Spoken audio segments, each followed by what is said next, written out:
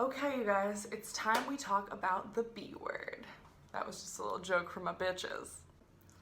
So I used to think, like I think many of us did, that a budget was a restrictive plan for your money, and it was for people who were tight with money for whatever reason, right? It was kind of like a diet, but like for your money.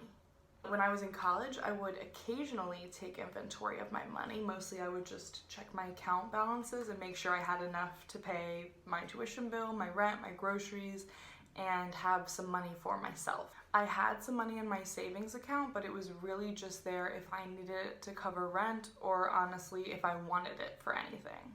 This was the extent of my financial awareness for most of my time in college. I knew I was working my butt off at multiple jobs, so I felt like I was doing everything I could. And anytime I needed to take out a student loan, I gave myself permission to, because I felt like I was already working so many jobs and I wasn't spending crazy money. So I'm doing everything I can. I should have permission to take out the loan if I need to fund my education. But when I was about to graduate, I knew I had to get a hold of my financial situation. I was about to transition into adult finances, and I knew I couldn't just get by like I had in college. So I taught myself everything through podcasts, YouTube, and books. And of course, I was really frustrated because there was a lot of contradictory information. There were some things I couldn't figure out, like what comes first, an emergency fund or paying off debt. Were credit cards evil, or were they an awesome tool? Could I buy a latte or not? Now I really love the fact that the world of personal finance is comprised of so many different opinions and ideas, but I had to get my own footing and develop my own ideas before I could appreciate this, because at the time it was just even more confusing, and add that to a task that already seemed impossible. It's not great. But every single resource that I looked at had one thing in common. And that common theme was that you need to have a budget. A budget was the key to achieving your financial goals. And this makes sense, because how can you actually take control of your money if you don't actually know what you're spending it on? At first, budgeting is rough. But when I started to get the hang of it, I realized that I actually loved it. The control freak side of me loved being able to be the decision maker in my own finances instead of feeling like my money was controlling me. And the part of me that got lazy or jaded would eventually be held in check by having such a defined process for planning for my money.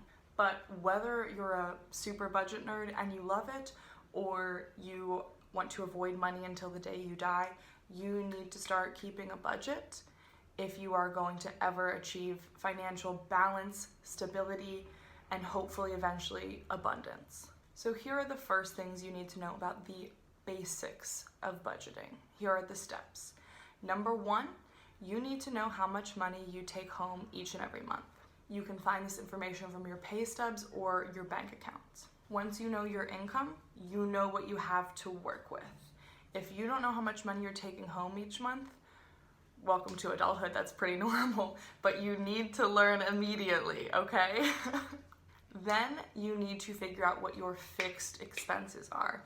Your fixed expenses are the things that stay the same each month. So that would be like your rent, your bills, subscriptions, anything that gets taken out of your bank account automatically, or anything that you just pay the same amount for every month. And the reason you want to find this first is because it's the easiest. It's the same amount, so nothing has to change. You don't have to make any decisions. You just need to find the numbers. So that's step 2. Step 3 is you need to figure out what you're going to spend on each of your variable expenses. These are the things that change every month. Like, for example, you do not spend exactly the same amount on groceries month to month, or exactly the same amount on clothes or going out or your pets month to month. Those things will change. A lot of people advise you to look through your bank account transactions to see how much you spent on each different category in the previous month or few months. I say skip that step, honestly. And the reason I say this is because that's a lot of work, and I don't want anything to stop you from making that first budget, because that is the most important step you'll take. So instead of doing that, I would estimate how much you think you spend on that stuff and then plug that into your budget. Then, once you know your fixed expenses and your variable expenses, you are going to take the difference from that in your income, so whatever is left over, and decide where you need to allocate that money. Maybe you need to pay off a lot of debt. In that case, that might be a priority for you. Or perhaps you want to save for a fund for a car or travel. Or maybe you're ready to start investing for retirement. This is the fun part. This is where you get to not only just pay yourself now, but start paying your future self a little bit. Hopefully not for too long paying your past self, aka paying off your student loan debt. But if so, there's no shame in that. I've been there. Pretty much all of us have been there. And just know that when you're estimating your costs your first month, especially for those variable costs, it's not going to be perfect. But that's okay. Your budget's going to change all the time anyway. You may even forget about certain fixed costs you had, like a bill or something like that, or a subscription you forgot about. In addition, things come up during the month that you have to pay for that you didn't necessarily plan on. So if you're going to cash flow those things, that's going to change in your budget too. It's a living and breathing thing. Do not expect it to be a set it and forget it type deal, because it's just not. So let's recap the 4 steps. Number 1, determine your income. For most of us, this will be the same every month. For some of us, it will change. If you have a variable income, all you need to do is go by the lowest average amount and budget based on that, and then everything extra can go towards those savings goals. Number 2, after you determine your income, you need to determine your fixed expenses. Number 3, determine your variable expenses. And finally, determine what you are going to set aside for savings and investments. Here's what you need to know. It's not going to be perfect the first month, or the second, or the third, or maybe ever. It's constantly changing, and especially when you start out, you're still learning your spending habits and what expenses you truly have. This means you're going to be adjusting as the month goes on, especially in those first months, and then probably less and less as you go through. The second thing you need to know is that when you get the hang of it, it will not feel restrictive. In my case, before I started budgeting, I would feel guilty when I spent money.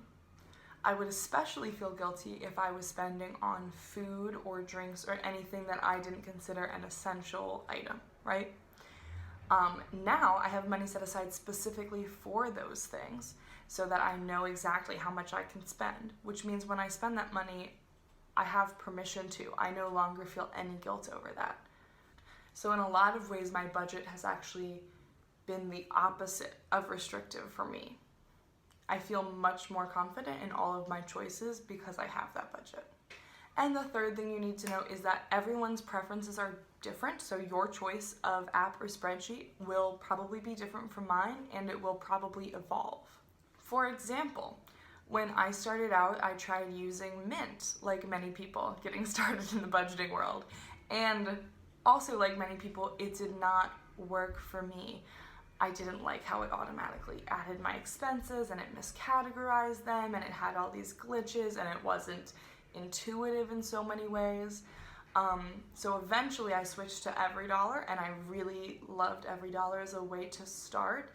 It's very simple, although I definitely had to change their formatting around a little bit to work for me, because they would categorize things by housing and transportation, whereas I like to keep it as simple as possible and just say fixed, variable, savings. Like, that's all I want, because to me that makes the most sense. That being said, I would recommend EveryDollar as a great DIY app for anybody getting started. Eventually, for me, I wanted something more personalized. Specifically, when I was using EveryDollar, I would add in expenses as I spent the money, but I couldn't see exactly what I spent it on. If I wanted to do this, I'd have to go back and completely autopsy my bank account. And even though I'm literally a money nerd, I don't even like doing all that work. So to get a better idea of my own spending habits, I created my own spreadsheet. And it works really well for my style and my personal needs. I loved it so much, I actually created a version for all of you guys to use if you want to. I worked hard to make it beautiful and utilitarian and simple for everyone getting started. So finally, here are some steps to get started with your own budget. Number 1, choose your system or app. Mint exists. There is also EveryDollar, which I talked about before and I still highly recommend to beginners. And there is a very, very popular app called You Need a Budget that is paid, so you have to be willing to pay for it, and very, very comprehensive. So it's probably better for somebody who's very serious about this stuff and also kind of likes nerding out a little bit. If you like using pen and paper, you can create your own, or you can use my pen and paper budget template, which I'll link below. Also linked below is my budget spreadsheet that you can create your own version of. So either one of those is awesome for a spreadsheet person or a pen and paper person. Whatever your style is, I've got you covered. Once you've chosen your system, you just need to plug in your income, your fixed costs, your variable costs, and those savings, debt freedom, investment goals that you have. Finally, you need to make sure you are not spending more than you're making. I'm just gonna say that one more time. You need to make sure you are not spending more than you're making. Now, I've given you the basics of how to create a budget. You're probably thinking, how do I know where to allocate my different savings or my debt repayment or my investing and what comes first? And we will cover all of that as the weeks go on. But I'm telling you right now, just start with the budget. This is the most meaningful and the most important step you will take in taking control of your money. And I mean that. To anyone starting out, I recommend dipping your toes in a couple different systems. Again, if you want a copy of my budget spreadsheet or my printable pen and paper budget, you can just click the link below. Give it a try and let me know what you think. Make sure you guys subscribe to the channel and drop any questions you have about budgeting below. Thanks for coming, you guys. I'll see you guys again next week.